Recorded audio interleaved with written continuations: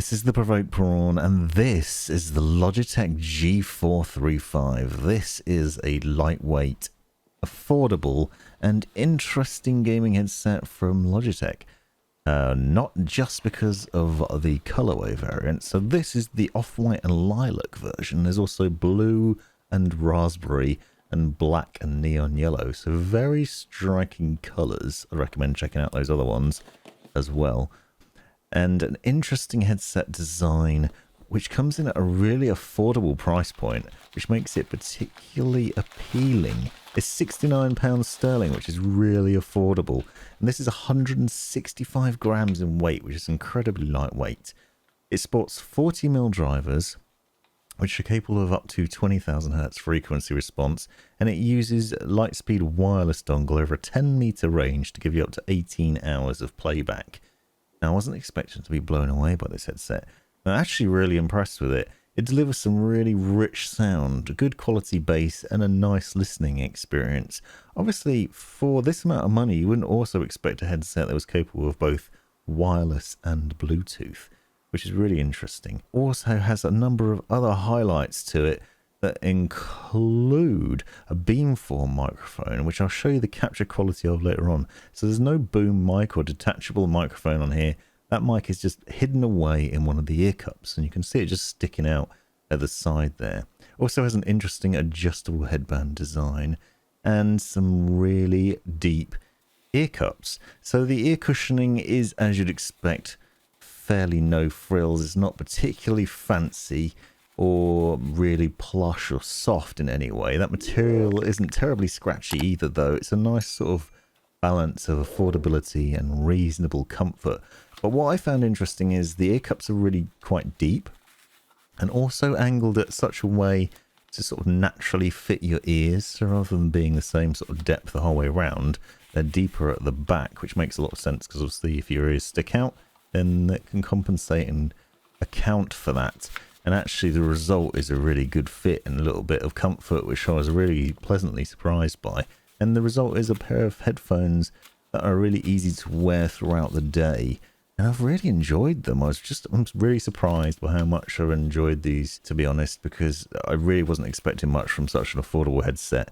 And it has delivered some really good sound. I was really struck by what the sound is like for music. It delivers a really rich bass and a really good quality of sound. Obviously, this is not a virtual surround sound headset. It's a stereo headset. It's pretty no frills. Plug and play with a wireless dongle. Turn it on. You've got volume adjustment and a mic mute button at the bottom. Now, I did say that this has Bluetooth connectivity as well. And I will note, the reason that I'm late with this video, because a lot of other people have already done theirs, is I had problems with it. So when you turn it on, I paired it with my phone initially, and I got it to pair and connect there. And I found that that was really straightforward. You just press and hold the power button and it goes into a Bluetooth pairing mode. And then when you do that, you can just find it on your phone and connect to listen to music that way. And that's really straightforward. I was expecting a dual connectivity option here because obviously I've seen it with a lot of other headsets where you can connect wireless and Bluetooth devices at the same time and listen to the audio from two different sources. You don't seem to be able to do that with this headset. It's one or the other. You put it into Bluetooth mode or you put it into wireless mode. The problem I had was once it was in Bluetooth mode, I then couldn't get it to go into wireless mode. Even when the dongle was plugged into my PC, it just wouldn't work. It would recognize the dongle was there and the headset was set as the input and output sources, but it refused to send sound to the headset over the wireless dongle. I have, however, since then had some support from Logitech, and the solution is fairly straightforward. You need to press and hold the mic mute button and the power button at the same time, and that then puts it into pairing mode with the wireless dongle. So that's the way to switch between those if you have that problem, if you end up using this headset. So in wireless mode over that Lightspeed wireless dongle connectivity, as I said, you get about 10 meters range. I didn't find it was terrible and it wasn't the best either, but it's certainly good enough for sitting at your PC and just wandering away a short distance. You have a USB-C cable for charging purposes. Reasonable quality, as with everything here you'd expect, all reasonable quality. Nothing that's going to blow your mind, but for the amount of money you're getting, really impressive and surprising and good in multiple areas. I like that you have the option of various different colors, including ones that are really in your face or a bit more understated with this one, for example.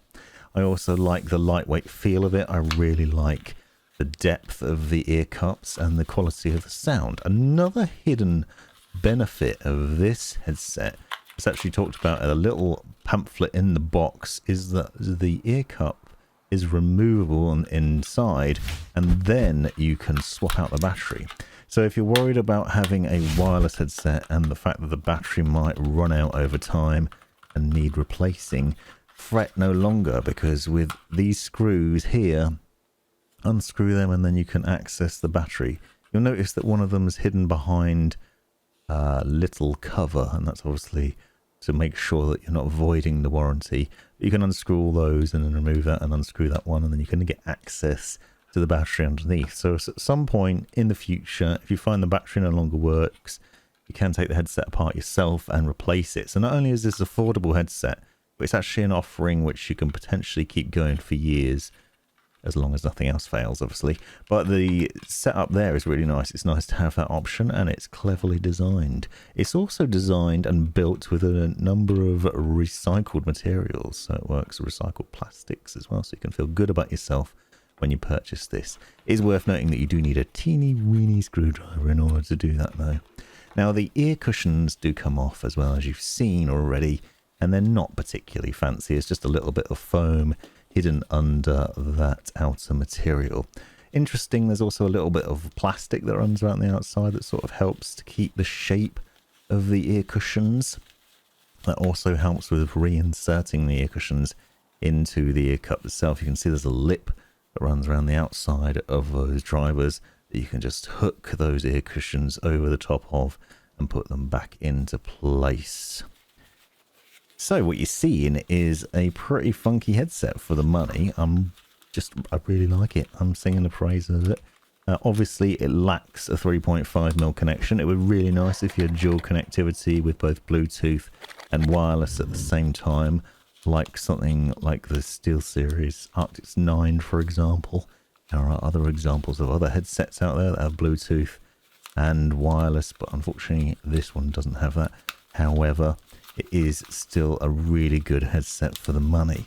The microphone, as you'll see in a little while when I record the voiceover with that to show you what the quality is like, is also pretty impressive for what you're getting. And you have the option of virtual surround sound with a Dolby Atmos or Windows Sonic sound in Windows when playing on PC. It's also compatible with PlayStation 5 and PlayStation 4 and Mac, but I've not tried it on those devices. I can only tell you what it's like on my Android phone and on my PC. And the experience there has been really good. Also, it looks really nice, and the headband is fairly extendable, so you can see the way that the ear cups extend on that headband, and the way it works and the way it sits there, and sort of the depth of the ear cushions, because you can see them sort of pressing up against this glass skull I have here for demonstration purposes. And it just shows how adjustable it is. But it's important to bear in mind just how lightweight it is as well. 165 grams is particularly lightweight. I just did the Roccat Syn Pro Air, which was said to be lightweight as well, and that's 390 grams, so that gives you an idea of the difference between the two. You can see that some of this comes across in some of the design aspects, though. The headband, for example, is lacking in plastics or cushioning, and it just has this material. However, I didn't find that uncomfortable. That has just managed to sit on top of my head without any agitation or annoyance during the testing period, which was surprising, because when I got out of the box and I saw that, I noticed that it was no sort of padding up there. I thought, oh, this is going to end up being pretty uncomfortable, but actually it isn't. It's okay. And the end result is a nice fitting headset. And especially thanks to the depth of those ear cups, but also just the adjustability. That's blue tack on the ear cup there, in case you're wondering what that weird thing is hanging off. And yeah, there you have it. Pretty decent setup in terms of the overall rounding off of all the features of this headset. Really nice. Now I'm going to give you a taste of what the microphone quality is like. So bear with me for that. Here I am with the microphone test with the headset on my head. Now, what makes things interesting, obviously, is this Beamform microphone, which is just this little bit here. There's no boom mic, so there's nothing to get in the way of your face. But as you can imagine, the capture quality isn't fantastic. It's certainly not as good as what you've been hearing for the most part, which is my Excel Shure SM7B mic. But that is a very expensive offering, and this headset is very affordable, which is obviously a good thing. The quality is actually not terribly bad considering, and it goes in line with the rest of what I was saying in the fact that it is an affordable headset that's pretty decent offering for the money, and it's not terrible. One downside, though, that you will find, unfortunately, is because of the design of this mic, it means it's further away from your mouth, and also it potentially will capture a lot of background noise. So as a demonstration of that, this keyboard that I'm using currently is the Razer Huntsman V2 with Razer's purple clicky switches, which unfortunately are quite loud, as you will hear now.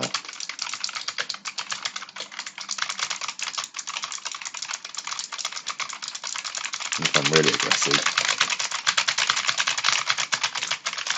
Now obviously, I'm not talking while typing. To demonstrate how much background noise that's picking up, and perhaps you'll have a quieter keyboard, I would certainly recommend it because that thing's very noisy. But it does obviously pick up a lot of background noise, and that's an issue because you don't have the mic in a position close to your mouth, or it's obviously getting the sound straight from your mouth, and you can't therefore turn the gain down to compensate for that. I will note though, it does pick up a decent level of audio in that the volume is pretty good, so it does capture a good sound, and it's, like I said, surprisingly good. Also, you can see what it looks like on the head a bit more here. I've shown some of that already.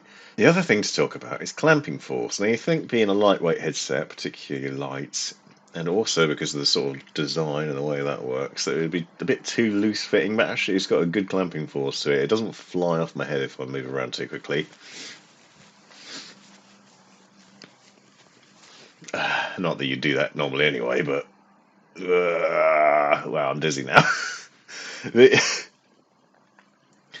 So that's a pretty good. It's a nice balance between being tight enough and not too tight as well. So there's not like exceptional amounts of pressure on your head. It's worth talking about the fact that this headset doesn't work with Logitech's G-Hub software, though. In fact, when you launch G-Hub, it'll tell you that it recognizes the headset exists, but that you don't need to use it, which is a weird thing. So you don't get to do any tweaks. It's all sort of hardware level. There's no software level tweaks, which is weird. And it was kind of frustrating when I was trying to get it set up. But that also means that you can't tweak any of the settings. So I can't show you anything interesting in terms of software level. And I think that's a bit of a shame.